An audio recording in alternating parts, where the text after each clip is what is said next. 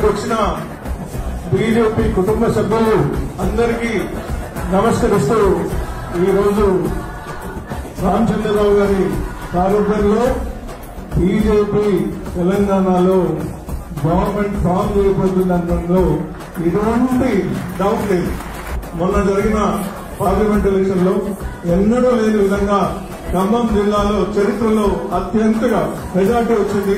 ఇదంతా ఈ ఓట్లన్నీ ప్రత్యర్థి 100 కోట్లు ఖర్చు పెట్టినా కూడా ఈ ఓటు ప్రతి ఒక్క ఓటు కూడా స్వచ్ఛందంగా వచ్చింది.